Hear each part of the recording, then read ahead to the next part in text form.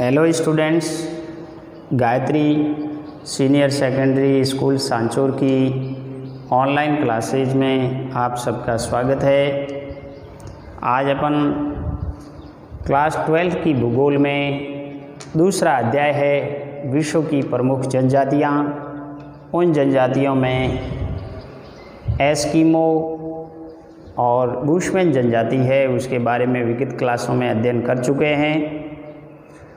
और जो भारत की जनजाति है जैसे भील और गौंड जनजाति है, जो विश्व की दृष्टि से महत्वपूर्ण इनका स्थान है, उनमें आज भील और गौंड जनजाति के बारे में चर्चा करेंगे। मित्रों, भारत की सबसे प्रमुख जनजाति है, सर्वाधिक संख्या के आधार पर वो संथाल है, दूसरी जनजाति है वो गौंड है और तीसरी जनजाति है वो भील जनजाति है।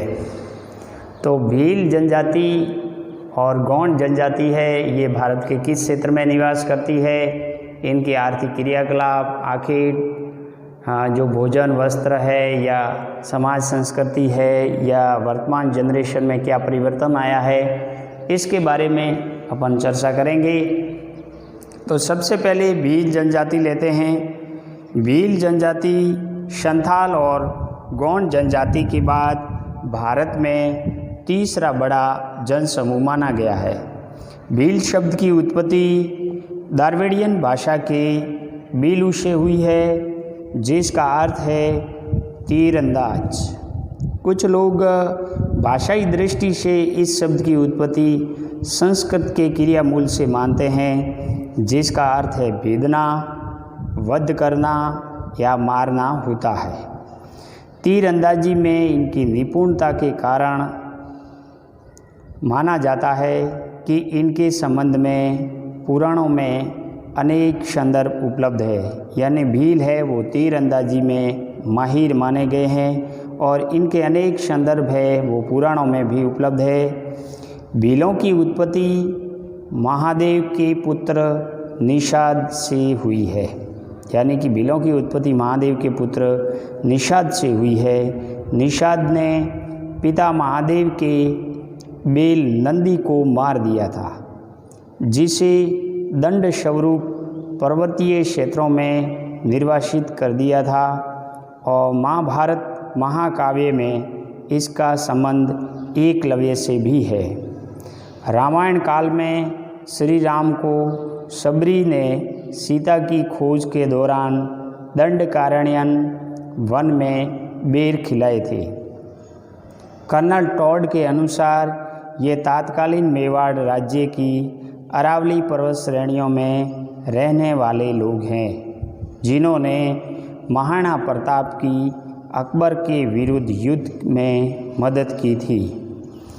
ऐतिहासिक दृष्टि से इस जनजाति ने डगारिया यानी डूंगरपुर, बांशिया यानी बांसवाड़ा, कोटिया यानी कोटा और दियावा यानी उदयपुर में शासन किया था।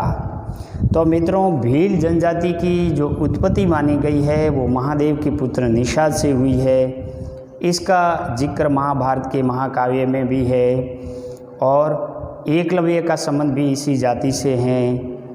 रामायण काल के अंदर जो शबरी ने यानी कि राम को बेर खिलाए थे, इस शबरी का संबंध भी भील जनजाति से है। इसके अलावा कर्नल टॉड्स मानते हैं कि ये अरावली पर्वत श्रेणियों के अंदर रहने वाली जनजाति है, जिन्होंने महाराणा प्रताप के फेवर में अकबर के विरुद्ध युद्ध में मदद भी की थी। तो इस प्रकार दक्षिणी राजस्थान में निवास करने वाली, यहाँ यूँ कहें कि महाभारत काल में एकलव्य से संबंध रखने वाली और महादेव के यानी कि पुत्र निषाद से संबंध रखने वाली भील जनजाति मानी गई है। और ये लोग शारीरिक बनावट में देखें तो नाटे कद के होते हैं। इनका रंग गहरा काला हो तथा नाक चौड़ी होती है, आँखें लाल, बाल रूखे व जबड़ा कुछ बाहर निकला हुआ होता है। इनका शरीर सुसंगठित और सुडौल होता है। ये लोग परिश्रमी और ईमानदारी होते हैं। चोरी करने को धार्मिक पाप मानते हैं और आज़ादी प्रेमी होते हैं। ये भीलों की खास विशेषता हुआ करती है। राजस्थान में भी लगभग वर्तमान समय में अधिकांश जिलों में ये जनजाति पाई जाती है। यदि भीलों की निवास क्षेत्र देखें तो भील दुर्गम और निर्जन पर्वतीय क्षेत्रों में निवास करते हैं। ये लोग अरावली, विंध्याचल, सतपुड़ा की पहाड़ियाँ और वन क्षेत्रों में रहते हैं। भारत में मुख्यतः ये 4 राज्यों में राजस्थान, मध्य प्रदेश, गुजरात और महाराष्ट्र में रहते हैं। भीलों का मुख्य केंद्रण राजस्थान के बांसवाड़ा, डूंगरपुर, उदयपुर, चित्तौड़गढ़ और मध्य प्रदेश के धार, झाबुआ, रतलाम, गुजरात के पंचमहल और बड़ोदरा में यानी स्थित है। इनके अलावा महाराष्ट्र के औरंगाबाद, अहमदनगर, जलगांव, नासिक, धुले आदि जिलों में भी भील जनजाति रहती है। तो आपके सामने जो मानचित्र दिया हुआ है इसमें भील जनजाति के निवास क्षेत्र को दर्शाया गया है, जिसमें मुख्यतः ये 4 राज्यों में रहते हैं। राजस्थान, जिसमें दक्षिणी राजस्थान के ज़िले हैं, और मध्य प्रदेश, गुजरात और महाराष्ट्र में रहते हैं। इनके निवास क्षेत्र की जलवायु है वो मानसूनी है और इनके निवासी क्षेत्रों में लगभग 33% भूभाग में वन पाए जाते हैं।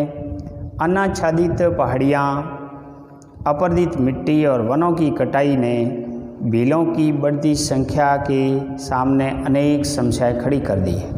वर्तमान समय में अनाच्छादन की पहाड़ियाँ हैं और अनाच्छादित जो पहाड़ी है इसके अलावा अपर्दित मिट्टी ज़्यादा होती है, वनों की कटाई ज़्यादा होती है। इसीलिए भील जनजाति को इन क्षेत्रों में रहने के लिए समस्या खड़ी कर दी है।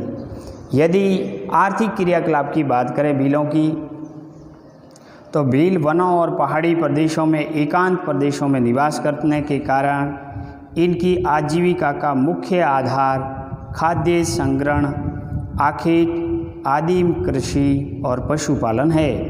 ये लोग वनों से, विशेषकर जो स्त्रियां हैं वो कंदमूल, फल फूल और पत्तियां एकत्रित करती है। जंगली पशुओं और पक्षियों का शिकार करते हैं। कृषि में खाद्यान्न, साग सब्जियां और चारे की फसलें पैदा करते हैं। इनके अलावा भेड़, बकरी और गाय, भैंस और कुक्कड़ भी पालन करते हैं। तो ये इनकी जो आर्थिक क्रियाकलाप है उनमें शामिल है। इनमें यदि आखेट देखें, आर्थिक क्रियाकलापों में आखेट, तो जंगलों में तीर कमान में ये लोग जंगली पशुओं का शिकार करते हैं। पुरुष तालाब से मछली पकड़ने का कार्य करते हैं। पूर्व में ये महान शिकारी हुआ करते थे, लेकिन अब ये लोग कृषि करने लगे हैं। लगभग 80% भील कृषि कार्य करने में लगे हैं। पहाड़ी क्षेत्रों में ये झूमिंग कृषि करते हैं, जिसे चीमाता के नाम से जाना जाता है। यानी पहाड़ी क्षेत्रों में राजस्थान के दक्षिणी जो पहाड़ी क्षेत्र ज़िले हैं, उदयपुर, बांसवाड़ा, डूंगरपुर, इन पहाड़ी क्षेत्रों में भीलों के द्वारा की जाने वाली कृषि को चीमाता के नाम से जाना जाता है। जबकि मैदानी भागों में भीलों के द्वारा की जाने वाली कृषि को दजिया नाम से जाना जाता है। तो ध्यान रखना है, भील जनजाति के द्वारा पहाड़ी क्षेत्रों में कृषि की जाती है उसको चीमाता कहते हैं, और मैदानी भागों में कृषि की जाती है उसको दजिया कहते हैं। यदि भोजन की बात करें तो ये वर्ष पर्यंत भीलों का मुख्य भोजन मक्का है। मक्का ज़्यादा यानी कि खाते हैं। उत्सवों यानी कि इनके उत्सवों और प्रतिभोज के अवसरों पर चावल और लापसी बनती है। साच और आटे को उबालकर लगभग हर घर में राबड़ी बनाई जाती है। गेहूँ, चना, उड़द, मूंग, सब्जियां भी अब इनके भोजन में शामिल हो गए हैं। रीति रिवाज और परंपराओं के अनुसार भील मांसाहारी होते हैं और भील लोग महुआ से निर्मित मदिरा यानी शराब का अधिक सेवन करने में व्यसनी होते हैं। तो ये ज़्यादातर महुआ से बनी शराब का उपयोग करते हैं। इनके अलावा वर्तमान में इनमें खान पान में भी बदलाव हुआ है। गेहूँ, चना, उड़द, मूंग, सब्जियों का भी ये उपयोग करते हैं। यदि वस्त्र की बात करें तो देश की आज़ादी से पूर्व भीलों के वस्त्र बहुत कम हुआ करते थे। पुरुष शाल से बनाकर नेकर और स्त्रियां पेटीकोट पहनती थी। वर्तमान में पुरुष कमीज, धोती, साफा, पैंट शर्ट पहनने लगे हैं। स्त्रियां भी घाघरा, कांचली और लुंगड़ी पहनती है। लड़के लंगोट पहनते हैं। लड़कियां घाघरी और ओढ़नी पहनती है। भील चांदी, पीतल, जस्ता और निकल से बने आभूषण पहनते हैं। भील स्त्रियां अपने आप को लाख और कांच की चूड़ियां से सजाती है और संवारती है। तो मित्रों, भीलों के अंदर अभी जो पहनावा है उसमें परिवर्तन आ गया है। उसमें आधुनिकता के तौर पर वर्तमान में जो वस्त्र है वो भी पहने जाने लगे हैं। लेकिन प्राचीन समय के अंदर आज़ादी के पहले इनके वस्त्र कम हुआ करते थे। यदि इनके निवास गृह की बात करें तो इनके घर प्रकीर्ण प्रकार के होते हैं। प्रकीर्ण का मतलब होता है बिखरे हुए प्रकार के होते हैं। झोपड़ियाँ खेत के यानी कि छोटे टुकड़ों के मध्य टीलों पर बनाई जाती है। प्रत्येक झोपड़ी अपने आप में पूर्ण होती है, जिसमें आवास के साथ साथ अन्न भंडार और पशुओं को रखने की भी व्यवस्था होती है। घर की दीवारें मिट्टी, पत्थर और बांस से बनी होती है। छत खपरेल से बनी होती है और झोपड़ियों के सामने की दीवार को गोबर, खड़िया, लाल गेरू से लीप पोत कर सजाया जाता है। वर्तमान में पक्के मकानों का चलन भी बढ़ा है। अब कुछ भील सघन बस्तियों में भी रहने लगे हैं। छोटे गांवों में समूह यानी छोटे गांवों के समूह का फला और बड़े गांवों को पाल कहते हैं। यानी प्राचीन समय के अंदर भील है वो प्रकीर्ण रूप से रहते थे, बिखरे हुए रहते थे। लेकिन वर्तमान समय के अंदर भील है वो यानी कि छोटे छोटे समूह और गांवों में भी रहने लगे हैं। भीलों का छोटा गांवों का जो समूह होता है उसको फला कहते हैं और बड़े गांवों का समूह होता है उसको पाल कहा जाता है। पाल और यानी फला ये भीलों के गांवों का समूह है। औजार और बर्तन की बात करें तो धनुष, बाण, तलवार, खंजर इसके प्रमुख अस्त्र शस्त्र होते हैं। और बाण दो प्रकार के होते हैं, एक यानी कि हरियो और दूसरा रोबदो। ये इनके बाण हैं जिनको एक को हरियो कहते हैं और दूसरा रोबदो। पक्षियों को पकड़ने के लिए एक प्रकार का यानी कि फंदा जिसे फटकिया कहा जाता है रखते हैं। और संपन्न भील है वो बंदूक का भी उपयोग करने लगे हैं। भीलों के घरों में मिट्टी के बने बर्तन, मक्का पीसने की चक्की और बांस से बना पालना जरूर पाया जाता है। ये इनकी औजार बर्तनों में शामिल है। यदि भीलों की समाज संस्कृति की बात करें तो कौन कौन से इनके रीति रिवाज है। देखो, भील अनेक पितृशतात्मक समूह और कुलों में संगठित है। ये पितृशतात्मक वंश के रूप में मानते हैं। पिता ही परिवार का मुखिया होता है और प्रत्येक कुल के लोग अलग अलग गांवों में रहते हैं। यानी कुलों के रूप में ये संगठित है। अलग अलग कुलों के लोग अलग अलग गांवों में रहते हैं। प्रत्येक कुल का अपना अपना गण चिन्ह भी होता है, यानी गांवों का चिन्ह भी होता है। भील युवा हो या वृद्ध, उनकी पत्नी जरूर होती है, चाहे वह सामान्य विवाह से या भगाकर लाई गई हो। इनमें बहुपत्नी प्रथा भी पाई जाती है, यानी विवाह के द्वारा ये सामान्य विवाह से या गंधर्व विवाह से जो पत्नी लाई जाती है, इस प्रकार बहुपत्नी रखने की प्रथा भी इनमें प्रचलित है।